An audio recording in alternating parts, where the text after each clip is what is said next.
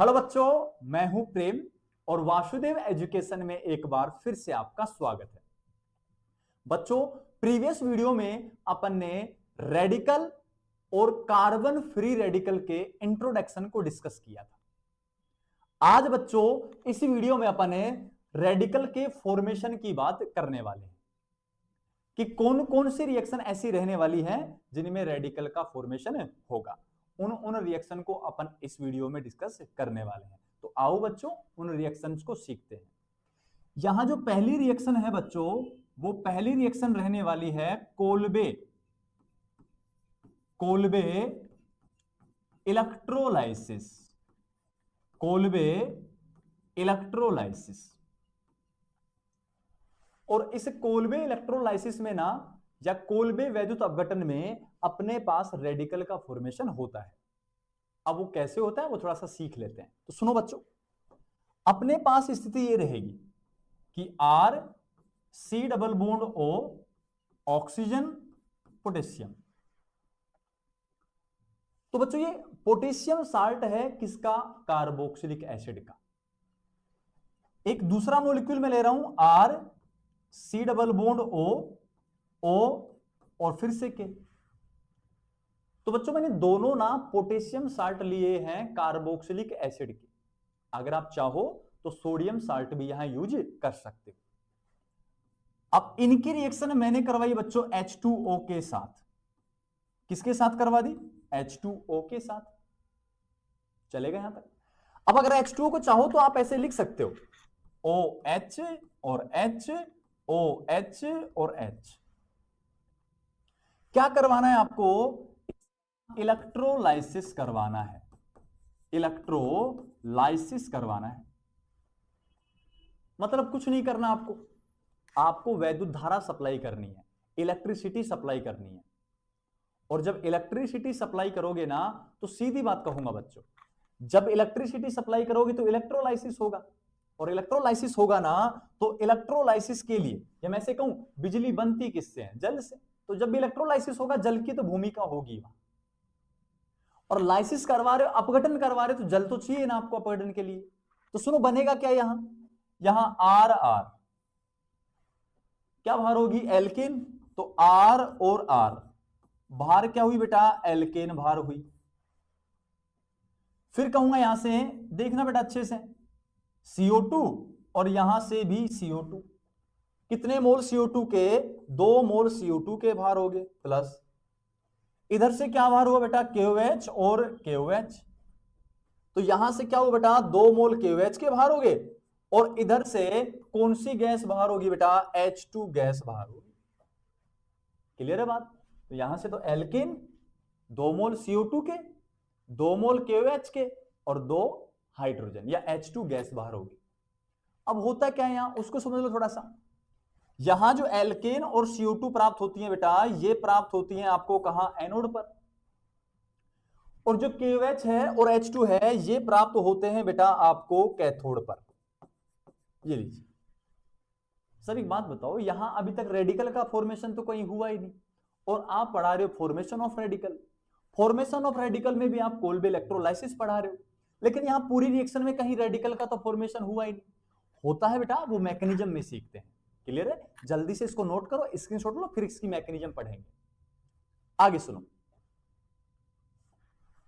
अब जब इसकी मैकेनिज्म की बात करूंगा बेटा, तो ध्यान से समझना है। मैकेनिज्म में पता लगेगा कि हाँ यहां फ्री रेडिकल का फॉर्मेशन होता है। ठीक है, तो सुनो क्या होने वाला है। मैंने कहा बेटा आपने लिया है पोटेशियम साल्ट, तो ये लीजिए O और K। सबसे पहले बेटा यहां क्या होगा? इस बॉन्ड का ब्रेक होगा।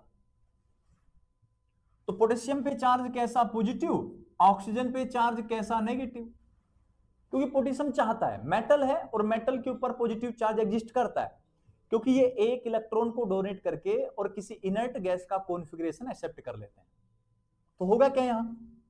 होगा कुछ नहीं, R C double bond O oxygen, negative charge आया और K के ऊपर पॉजिटिव चार्ज आया, तो कार्बोक्सिलेट आयन का फॉर्मेशन हो गया। अब जैसे कार्बोक्सिलिक आयन का फॉर्मेशन होगा तो अब मैं कह रहा हूं इलेक्ट्रोलाइसिस हो रहा है, तो इलेक्ट्रोलाइसिस में इलेक्ट्रिसिटी आएगी, और इलेक्ट्रिसिटी बेटा जब भी आएगी ना तो आपके पास एनोड भी आएगा, आपके पास कौन भी आएगा, कैथोड भी आएगा। अभी मैं किसकी बात कर रहा हूं, एनोड की बात कर रहा हूं। तो एक बात याद रखना बेटा, एट एनोड आपको हमेशा याद रखना है ऑलवेज क्या, ऑक्सीडेशन होता है। क्लियर है बात? ऑक्सीडेशन में क्या क्या होते हैं बेटा, हाइड्रोजन तो रिमूव होते हैं, और इलेक्ट्रॉन भी क्या होते हैं, रिमूव होते हैं, और ऑक्सीजन क्या होती है, ऐड होती है। हाइड्रोजन बाहर, ऑक्सीडेशन, इलेक्ट्रॉन रिमूव, बाहर चले गए, ऑक्सीडेशन, ऑक्सीजन ऐड होगी तो ऑक्सीडेशन। क्लियर यहां तक की बात? तो करते हैं बेटा, कुछ ध्यान से देखना। मैं बात कर रहा हूं सबसे पहले एनोड पर, और एनोड पर ऑलवेज क्या होता है, ऑक्सीडेशन। ऑक्सीडेशन इन तीन कंडीशन में होता है, मतलब यहां कुछ ना कुछ होने वाला है। तो बात को समझना बेटा, एक बार बात को समझना अच्छे से कि R C double bond O चलेगा यहां तक। तो देखना बेटा,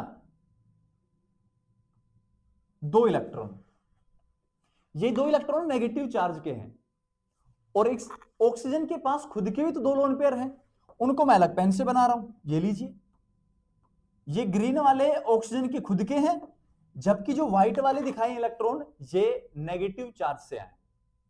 चलेगा यहां तक? अब हुआ क्या, यहां टोटल इलेक्ट्रॉन गिनूं तो 2 4 6। अब यहां एनोड पर ऑक्सीडेशन होगा तो R C double bond O, और यहां देखो समझ जाना, दिखा व्हाइट वाला बेटा एक बचा है, मतलब एक इलेक्ट्रॉन चला गया, एक इलेक्ट्रॉन चला गया। ये लीजिए,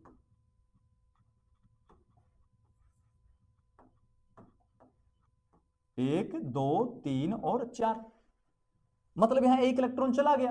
एक इलेक्ट्रॉन जब बाहर गया, एक इलेक्ट्रॉन बाहर, बाहर का मतलब इलेक्ट्रॉन रिमूव हो रहा है, और रिमूव हो रहा है तो क्या हो गया, यहां ऑक्सीडेशन हो गया। हो जाने दो, कोई आफत नहीं है, ठीक है यहां तक। अब जैसे यहां ऑक्सीडेशन हुआ तो एक बात बताओ मुझे, ये कुछ बना तो ऑक्सीजन रेडिकल का फॉर्मेशन हुआ। अरे जब भी ओड इलेक्ट्रॉन आएंगे, विषम संख्या में इलेक्ट्रॉन आते हैं तो रेडिकल होता है क्या? कल मैंने कहा था आपको कि कार्बन के पास ना कितने थे, 7 थे, 7 थे, तो यहां कितना आ रहा है, 7 विषम है, ओड नंबर है, ओड नंबर तो यहां भी है, कितने आ रहे हैं, 5 आ रहे हैं। अरे हाँ कि ना, विषम संख्या में आया, विषम संख्या में जब भी आएगा रेडिकल हो जाएगा।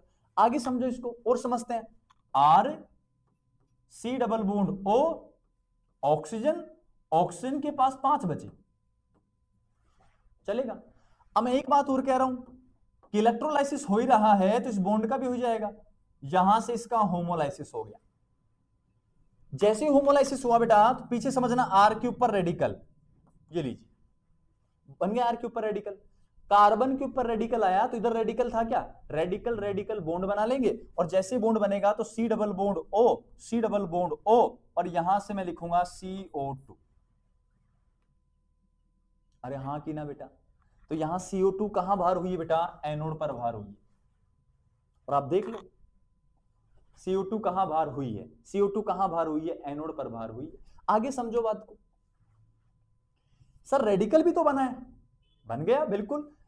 एल्किल फ्री रेडिकल है तो CFR हुआ ना, कार्बन फ्री रेडिकल हो गया। हो जाने तो क्या आफत आ रही है आपकी? चलेगा यहां तक? अब मुझे इतना बताओ, ये जो पिछली जो रिएक्शन थी, इस रिएक्शन में इमेज करना बस, इस रिएक्शन में पोटेशियम साल्ट या कार्बोक्सिलिक अम्ल के पोटेशियम साल्ट के मोल कितने थे, 1 और 1 2। अभी कितने मोल के साथ अभिक्रिया हुई है? ये सारी कहानी मैंने 1 मोल की कही है। क्या दूसरा मोल आएगा तो फिर से सारी कहानी सेम होगी? फिर से सारी कहानी सेम होगी तो फिर से क्या बाहर निकलेगा, CO2। तो CO2 के कितने मोल, 2 मोल, 2 मोल दिखाए मैंने। आर रेडिकल यहां बना है, दूसरे मोल के कारण भी आर रेडिकल बनेगा। तो सुनो, अगले स्टेप में क्या होगा, इसी में आर रेडिकल और प्लस आर रेडिकल। सर ये एक आर रेडिकल तो अभी आया, दूसरा कहां से आया, दूसरा बेटा दूसरे पोटेशियम साल्ट से आया।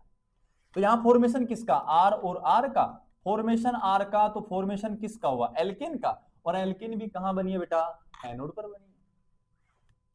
लेकिन अपना टारगेट वो नहीं है कि प्रोडक्ट क्या बन रहा है, अपना टारगेट ये है कि ये जो रिएक्शन है कोल्बे इलेक्ट्रोलाइसिस, इस रिएक्शन में CFR या फ्री रेडिकल या कार्बन फ्री रेडिकल इंटरमीडिएट बनता है या नहीं बनता है। तो एक्चुअल में देखा अपन ने तो यहां CFR क्या बनता है, इंटरमीडिएट बनता है। स्पष्ट यहां तक। अब थोड़ा सा बच गया, मैं उसको और रिप्रेजेंट कर देता हूं। बचा क्या है बेटा कि आर रेडिकल दोनों ने मिलकर क्या बना ली, एल्केन, और एल्केन भी कहां प्राप्त हो रही है, एनोड पर प्राप्त हो रही है। अब बची कहानी किसकी, अरे कहानी किसकी बची, कहानी बेटा अपने पास बची है कैथोड की। तो मैं लिख दूंगा एट कैथोड, और कैथोड पर क्या होता है, ऑलवेज क्या होता है बेटा, रिडक्शन होता है। ऑलवेज क्या होता है, रिडक्शन। और जब ऑलवेज रिडक्शन होगा ना, तो यहां एक बात कहेंगे, हाइड्रोजन क्या होता है, ऐड होता है, इलेक्ट्रॉन भी क्या होता है, ऐड होता है, और ऑक्सीजन क्या होता है, रिमूव होता है।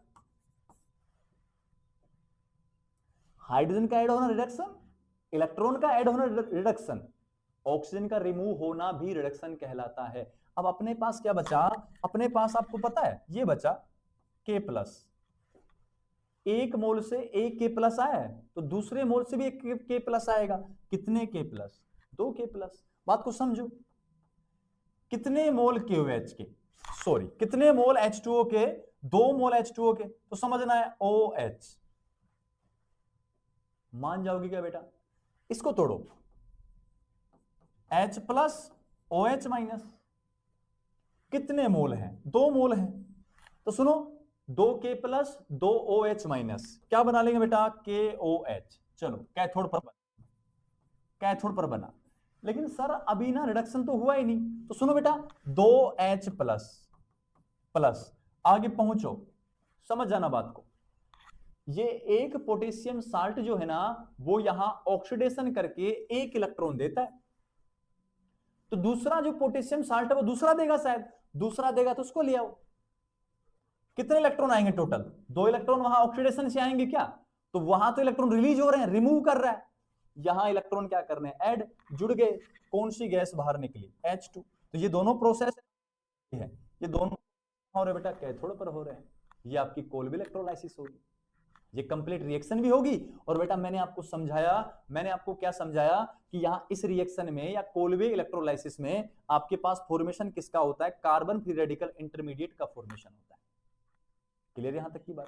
दूसरे मेथड की बात करते हैं। दूसरे मेथड में बेटा सुनो ध्यान से, क्या कहा है मैंने, दूसरे मेथड में मैंने कहा है कि होमोलाइसिस करवा दो आप, होमोलाइसिस ऑफ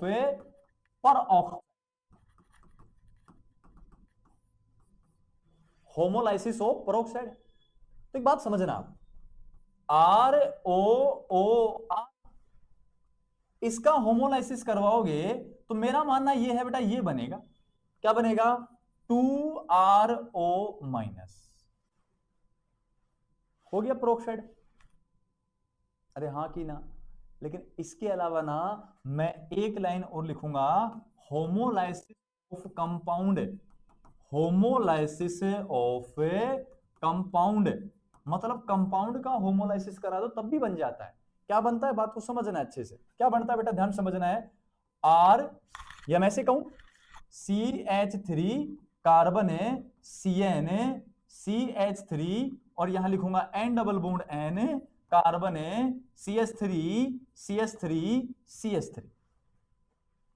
इसका मैं होमोलाइसिस करवाऊं, होमोलाइसिस अगर करवाऊं तो बेटा बनेगा क्या, उसको समझना है, अच्छे से समझना है। सर ये देखा देखा लगता है बेटा, इसका नाम है AIBN, प्रीवियस वीडियो में बता रखा है ये क्या होता है, आप जाके देखिए वहां से। इसका होमोलाइसिस करवा रहा हूं, ध्यान समझना है, ये यहां इसका होमोलाइसिस करवाया, ये यहां। तो मुझे बताओ N रेडिकल बॉन्ड, तो N ट्रिपल बॉन्ड N बनेगा क्या, बिल्कुल सर, N2 गैस बाहर होगी। पीछे क्या बना मैं बता रहा हूं बेटा, CH3 कार्बन CH3 रेडिकल, कितने मोल, 2 मोल। तो 3 डिग्री CFR नहीं है क्या, है ना, तो लिख दो ना फिर 3 डिग्री क्या है, CFR है। तो जब भी आप ना पेरोक्साइड का होमोलाइसिस करवाओ, जब भी आप किसी कंपाउंड का होमोलाइसिस करवाओ, तब भी CFR का फॉर्मेशन होता है। यहां भी CFR का फॉर्मेशन हुआ है। और देख लो आगे एग्जांपल, मान लीजिए X और X है, ये लीजिए, इनका भी होमोलाइसिस करवा दो। जैसे होमोलाइसिस करवाओगे तो 2X रेडिकल बन जाएगा, फिर से हैलोजन रेडिकल बन गए। तो देखो यहां से दो कंडीशन रेडिकल बनाने की और निकल के आ रही है बेटा। कौन कौन सी, मेरी बात को अच्छे समझना है और उनको नोट कर लेना। क्या कहा है मैंने, देखो इधर, ये लीजिए, क्या ये रिएक्शन कोल्बे थी, कोल्बे में रेडिकल बना है। रेडिकल कब बना, यहां क्यों बनने पर मजबूर हुआ रेडिकल, वो देखो बेटा ध्यान से, ये लीजिए, ये लो, यहां रेडिकल बना किसकी वजह से, इलेक्ट्रोलाइसिस की वजह से। आगे समझो, जब भी इलेक्ट्रोलाइसिस आ जाएगा ना बेटा, तब आपको रेडिकल बनाना है, रेडिकल बनाना है। दूसरी बात क्या, ये पेरोक्साइड आ जाए या होमोलाइसिस करवा दे, तो जब भी ना पेरोक्साइड आ जाए तो रेडिकल बन रहा है। तो सुनो, जब भी आपको रेडिकल मिल जाए तो रेडिकल भी रेडिकल बनाते हैं। वो ऐसे नहीं कहते कि हम तो मरेंगे सनम तुमको भी लेके मरेंगे, हम तो जिएंगे सनम तुमको भी लेके जिएंगे, या तुम्हारे साथ जिएंगे। तो वही कहानी बताया, क्या बात को समझो। मैं अगर कंडीशन और बढ़ाऊं इसकी, मैं अगर कंडीशन बढ़ाऊं तो मैं कहूंगा रेडिकल जब भी आएंगे ना, रेडिकल रेडिकल प्रेजेंट होंगे, तो समझ जाना रेडिकल फिर से बनेंगे। अगर किसी में इलेक्ट्रिसिटी प्रेजेंट है, इलेक्ट्रिसिटी प्रेजेंट है, तो भी रेडिकल बनेंगे। दो कंडीशन और आ गई बेटा, मेथड ऑफ प्रिपरेशन के साथ साथ दो कंडीशन और हैं कि रेडिकल अगर आ जाए पहले से तो रेडिकल और बनेंगे, क्योंकि रेडिकल चाहता है कि मैं आगे और रेडिकल बनाऊं। इलेक्ट्रिसिटी, इलेक्ट्रोलाइसिस जहां भी करवाओगे या वैद्युत धारा जहां भी सप्लाई करोगे, वहां भी आपके पास रेडिकल का फॉर्मेशन होने वाला है। तो ये दोनों बातें और याद रखनी है आपको। जल्दी से इनको बनाओ, स्क्रीनशॉट लो, फिर आगे चलते हैं। ये लीजिए बेटा, बनाओ जल्दी से। इसका ले लो स्क्रीनशॉट, ले लिया था इसका, इसका ले लो, चलेगा, चलो आगे, चलें आगे। रेडिकल और ये दोनों इसकी क्या आ गई बेटा, कंडीशन आ गई कि यहां इन दोनों कंडीशन में रेडिकल और बन सकते हैं। नेक्स्ट बात करो बेटा, नेक्स्ट जो बात रहेगी अपनी, वो फॉर्मेशन की बात हो चुकी है। अब बात करेंगे अपने पास स्टेबिलिटी ऑफ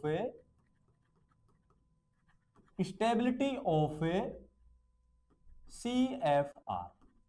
ये लीजिए, अपन को कार्बन फ्री रेडिकल की क्या देखनी है, स्टेबिलिटी देखनी है कि कौन कौन से फैक्टर ऐसे हैं जो कार्बन की या कार्बन फ्री रेडिकल की स्टेबिलिटी को बढ़ा देते हैं। तो सबसे पहली बात सुनो बेटा, सबसे पहली बात मैंने ये कही है, बॉन्ड डिसोसिएशन एनर्जी। ये लीजिए, बॉन्ड डिसोसिएशन एनर्जी, जिसको शॉर्ट में कहेंगे BDE। चलेगा यहां तक। एक कॉन्सेप्ट चलता है बेटा, उस कॉन्सेप्ट को मैं लिख रहा हूं कि स्टेबिलिटी जो होती है ना, स्टेबिलिटी, वो स्टेबिलिटी इनवर्सली प्रोपोर्शनल होती है एनर्जी। ये लीजिए, मतलब एनर्जी कम तो स्टेबिलिटी ज्यादा। अब मैं बात करूं बेटा रेडिकल की, रेडिकल हैव लेस BDE, मतलब है रेडिकल जो होते हैं ना, वो लेस बॉन्ड डिसोसिएशन एनर्जी रखते हैं। तो जब लेस BDE है ना, तो एनर्जी भी लेस हुई, स्टेबिलिटी क्या हुई, ज्यादा। तो रेडिकल के पास स्टेबिलिटी क्या होती है, अधिक होती है। ये लीजिए, चलेगा यहां तक। तो रेडिकल है लेस BDE, स्टेबिलिटी फैक्टर क्या होता है, इंक्रीज। एक बात तो याद रखनी है आपको। दूसरा जो कॉन्सेप्ट यहां काम करेगा उसको सुनो, दूसरा जो कॉन्सेप्ट काम करेगा वो काम करेगा साइज फैक्टर। क्या काम करेगा बेटा, साइज फैक्टर यहां काम करने वाला है। ठीक है, तो मैं एक लाइन लिखूंगा, size of size of radical directly proportional होता है stability of radical, stability of radical. ये लीजिए, क्लियर है? अब सर ऐसा क्यों, तो बात को समझना है। मान लीजिए F2 था, मान लीजिए Cl2 था, मान लीजिए Br2 था बेटा, और मान लीजिए कौन था I2।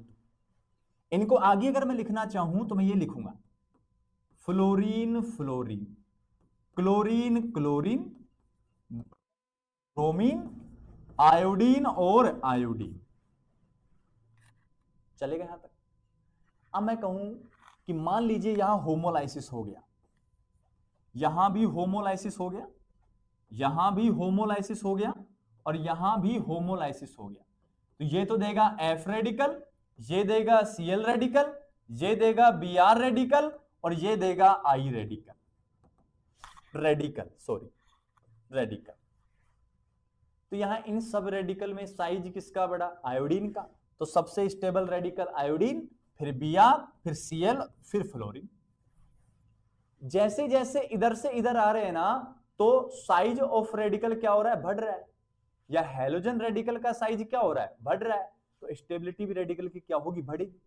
सर अब ऐसा क्या हो गया कि साइज बढ़ने से स्टेबिलिटी बढ़ गई? तो बात को समझो, कॉन्सेप्ट पिछले वाला काम आ जाएगा, फर्स्ट नंबर वाला। कैसे?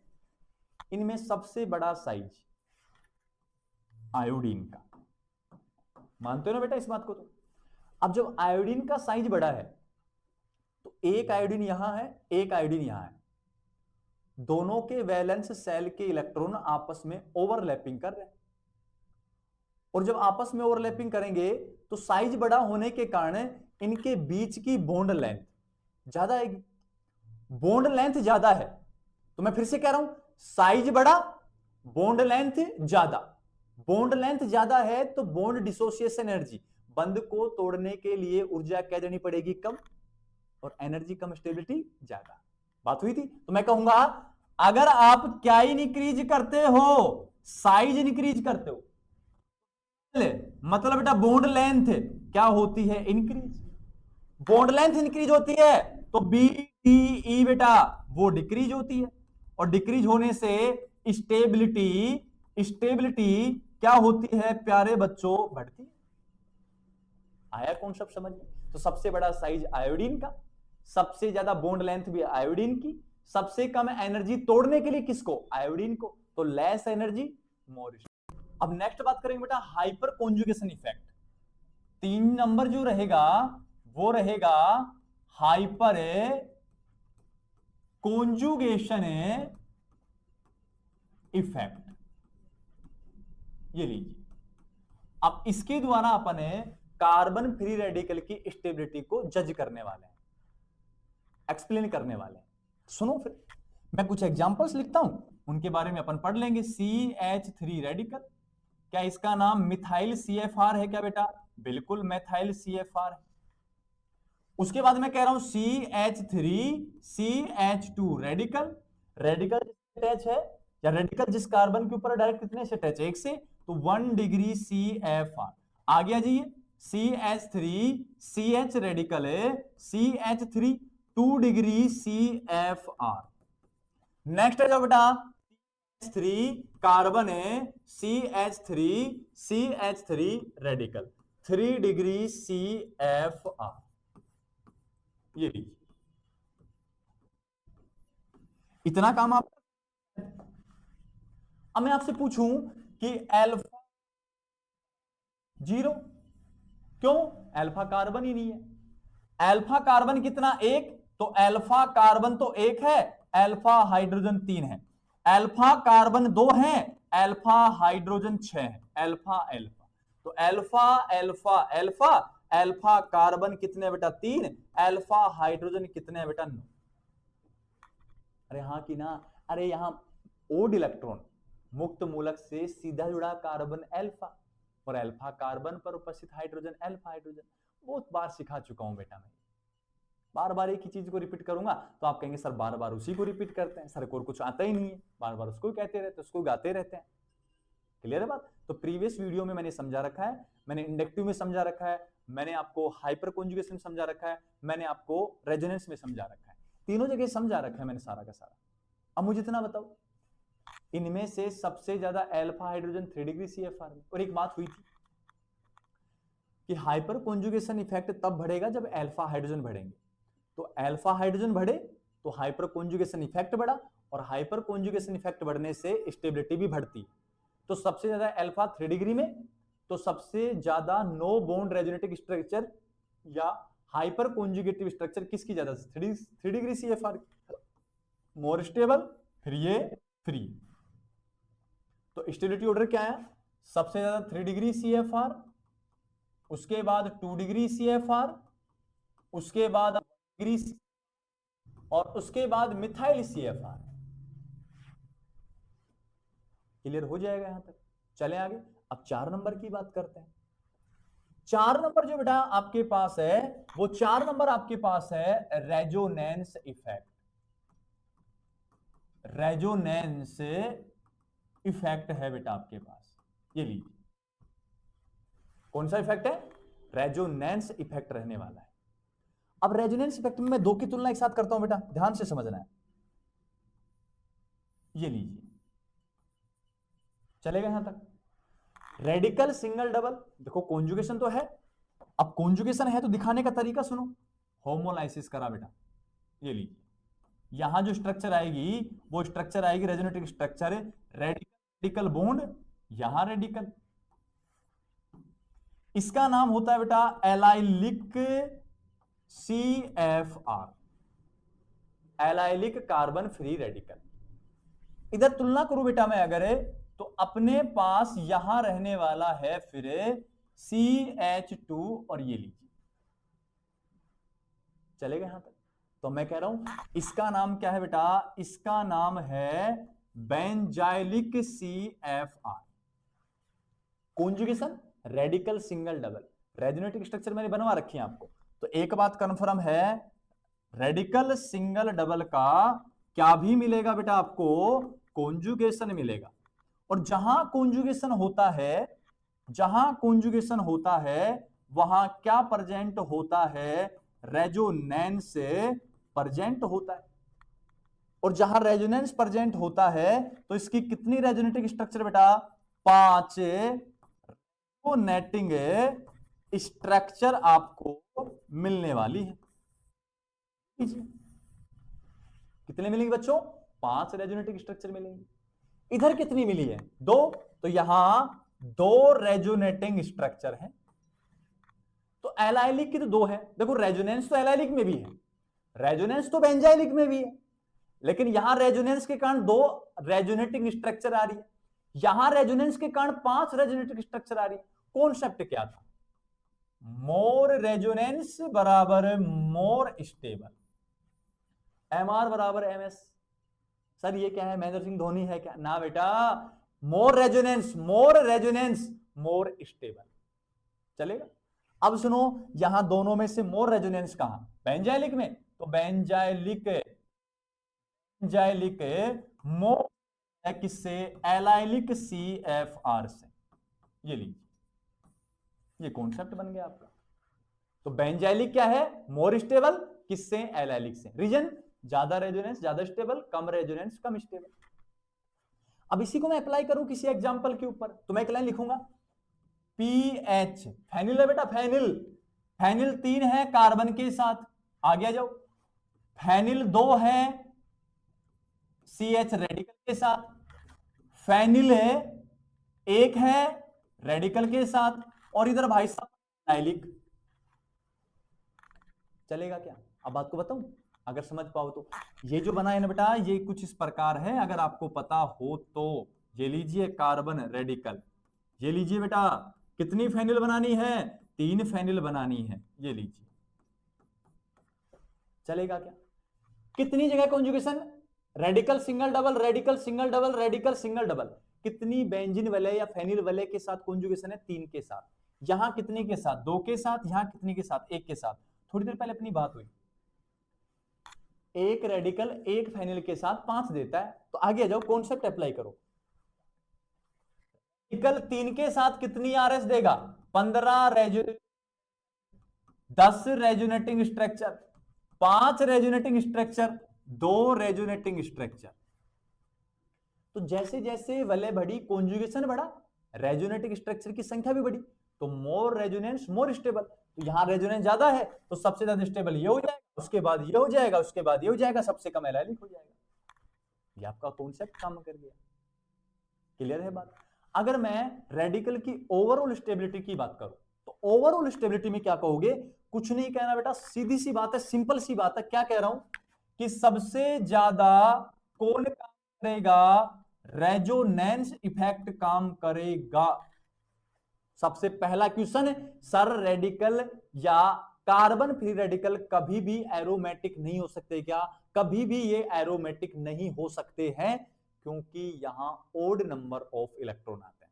एरोमेटिक होने के लिए 2, 6, 10, 14, 18 इतने पाई इलेक्ट्रॉन चाहिए ना बेटा, जबकि यहां कितने आ सकते हैं? 3, 5, 7। बना के देख लो, एरोमेटिक करना है मान लो, 2 और 1 3, और देख लो कितने आए। अरे कितने आए बेटा? 4 और 1 5, और देख लो बेटा, कोई दिक्कत नहीं है। 6 और 1 7, तो ये ओड नंबर ऑफ इलेक्ट्रॉन है। और जब ओड नंबर ऑफ इलेक्ट्रॉन आते हैं तो according to Huckel rule aromatic के 4n+2 पाई रूल की पालना करेंगे क्या? उसको फॉलो करेंगे क्या? नहीं करेंगे बेटा। तो रेडिकल कभी भी एरोमेटिक नहीं हो सकता है। तो यहां सबसे बड़ा फैक्टर कौन सा लगेगा? रेजोनेंस इफेक्ट काम करेगा। बस बात खत्म। ये लीजिए, आगे आ जाओ। रेजोनेंस इफेक्ट में बेंजाइलिक ज्यादा है किससे? एलाइलिक CFR से। ये लो, ये कहानी अपन ने कह दी रेजोनेंस की। रेजोनेंस के बाद कौन काम करता है बेटा? Hyper conjugation. हाइपर कॉन्जुगेशन काम करता है, और हाइपर कॉन्जुगेशन के हिसाब से सबसे ज्यादा 3 डिग्री, 2 डिग्री, 1 डिग्री और CH3। ये हाइपर कॉन्जुगेशन का ऑर्डर आ गया। उसके बाद काम करते हैं बेटा कुछ इस प्रकार के, फेनिल हो सकता है। उसके बाद काम करता है बेटा कुछ इस प्रकार का CH रेडिकल, इस प्रकार। तो ये अपने पास आया है overall stability order of carbon free radical. Clear है बेटा? तो इसको जल्दी से नोट करेंगे। अब बच्चों बात करते हैं कार्बन फ्री रेडिकल की रिएक्शन की। तो मैं लिख दूंगा एक लाइन और। क्या हेडिंग लगाइए बेटा? Reaction of CFR। Carbon free radical की क्या देखनी है अपन को? रिएक्शन देखनी है। अब रिएक्शन कौन कौन सी दर्शाता है उनको देख लेते हैं। फर्स्ट जो रिएक्शन रहेगी बेटा, वो रिएक्शन रहती है डाइमराइजेशन रिएक्शन। डाइमराइजेशन रिएक्शन, ठीक है यहां तक। अब डाइमराइजेशन का मतलब यहां डाइमर का फॉर्म होता है। किसका फॉर्मेशन होता है? डाइमर का क्या होता है बच्चों? फॉर्मेशन होता है। अब डाइमर में क्या होता है? 2 रेडिकल आपस में जुड़ जाएंगे, डाइमर बन जाएगा। देख लो चाहे कैसे जुड़ते होंगे। R radical plus R radical, क्या 2 रेडिकल आपस में आए हैं रिएक्ट करने के लिए? R R का फॉर्मेशन हो गया। तो किसका फॉर्मेशन हो गया बेटा? एल्केन का। अब यहां 2 रेडिकल आपस में जुड़े हैं तो जो भी बना होगा वो क्या बना होगा बेटा? डाइमर। और रिएक्शन को क्या नाम दे देंगे? डाइमराइजेशन रिएक्शन नाम दे देंगे। ये लीजिए, और बहुत सारे एग्जांपल हैं।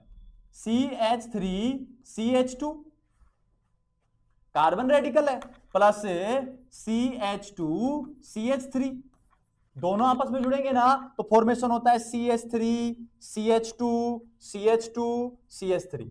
एन ब्यूटेन का फॉर्मेशन हो गया। और एन ब्यूटेन का फॉर्मेशन कैसे हुआ है? जब 2 एथिल CFR आपस में जुड़े हैं तो एन ब्यूटेन बन गया। फिर से 2 जुड़े हैं, डाइमराइजेशन। फिर से 2 जुड़े हैं, प्रोडक्ट जो भी बनेगा वो डाइमर बन जाएगा। हो गया आपका काम, क्या सोचना है। नेक्स्ट जो रिएक्शन रहने वाली है बच्चों, अब उसको अपन डिस्कस करने वाले हैं। नेक्स्ट जो 2 नंबर रिएक्शन रहेगी, वो 2 नंबर रिएक्शन रहेगी बेटा डिसप्रोपोनेशन। डिसप्रोपोनेशन रिएक्शन।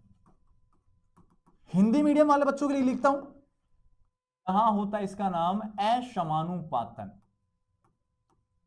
अशमानुपातन अभिक्रिया। सर ये कौन सी नई आफत आ गई अब? सुनो बच्चों, इसमें क्या होता है, इसमें क्या होता है बेटा, ध्यान से समझना है। क्या लिखा है मैंने? Oxidation, oxidation. और क्या लिखा है बेटा मैंने? रिडक्शन। ये दोनों प्रोसेस क्या होते हैं बेटा? टुगेदर, साथ साथ होते हैं, ये लीजिए। और जब ये दोनों प्रोसेस साथ साथ हो जाएंगे ना, तब उस रिएक्शन को नाम दिया जाता है डिस्प्रोपोनेशन रिएक्शन। मतलब एक ऐसी रिएक्शन है जिसमें ऑक्सीडेशन भी रिडक्शन भी क्या हो जाए साथ साथ, उसको क्या कहते हैं? डिस्प्रोपोनेशन। सर उसको तो रेडॉक्स कहते हैं। अच्छा रेडॉक्स कह ले, क्या दिक्कत हो रही है? रेडॉक्स भी कह सकते हैं, कोई आफत इसमें नहीं है। सर इसका एग्जाम्पल तो सुनो बेटा, ध्यान से समझना है क्या कह रहा हूं। CH3 CH2 रेडिकल, चलेगा यहां तक? रेडिकल है, प्लस CH3 CH2 रेडिकल। थोड़ी देर पहले एक बात हुई थी बेटा अपनी, अगर आपको पता हो तो, रेडिकल चाहता है कि पड़ोसी का भी रेडिकल बन जाए, और रेडिकल की प्रेजेंस में रेडिकल बनने की संभावना रहती है, कंडीशन में लिखवाया मैंने। तो सुनो, मान लो दोनों सेम है, कहीं से भी काम कर सकते हो। यहां मैंने क्या कहा? यहां मैंने कहा CH2 और H, लिख सकता हूं क्या ऐसा? अरे CH3 बेटा भी, मान लीजिए इसका यहां से ये हो गया, होमोलाइसिस हो गया, रेडिकल ने रेडिकल का होमोलाइसिस करवा के रेडिकल बना दिया, तो होगा क्या? यहां रेडिकल रेडिकल क्या बनाएंगे? बॉन्ड बनाएंगे। तो सुनो फिर, रेडिकल रेडिकल बॉन्ड CH2CH2 क्या बना बेटा? एल्कीन बनी, चलेगा क्या? और ये H रेडिकल यहां से उठ के यहां चला जाएगा, क्या हुआ? CH3 bond CH3 plus CH3 bond CH3, तो ये क्या हुआ? एल्केन। अब एक बात बताओ, इस पूरे मॉलिक्यूल ने, इस वाले एथिल CFR ने क्या डोनेट किया है? H रेडिकल डोनेट किया है। मतलब इससे H बाहर गया है ना, वो रेडिकल की फॉर्म में गया, बात अलग है। H बाहर तो गया है ना, और H जब बाहर जाता है तो क्या होता है बेटा? ऑक्सीडेशन होता है। अरे स्पष्ट हुआ क्या? यहां से ये H रेडिकल इसके पास गया, तो यहां से बाहर चला गया, बाहर चला गया, डोनेट कर दिया, डोनेट कर दिया, ऑक्सीडेशन। अब इसने इस H रेडिकल को एक्सेप्ट किया है, तो H रेडिकल क्या किया है बेटा? यहां एक्सेप्ट, और एक्सेप्ट करते हैं इसका क्या हो गया? रिडक्शन हो गया, ये लीजिए। तो यहां ऐसा नहीं लगा बेटा, जैसे इसका ऑक्सीडेशन हुआ वैसे इसका रिडक्शन, तो ऑक्सीडेशन के जस्ट बाद रिडक्शन क्या कहलाएगा? सारा का सारा डिस्प्रोपोनेशन रिएक्शन कहलाएगा। तो रेडिकल कौन सी रिएक्शन भी देते हैं? डिस्प्रोपोनेशन रिएक्शन भी देते हैं। मतलब एक ही स्टेप में एक साथ ऑक्सीडेशन रिडक्शन दोनों होते हैं। जल्दी से नोट करो इसको,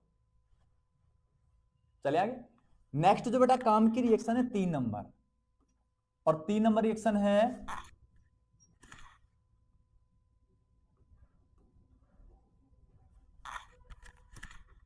FAR।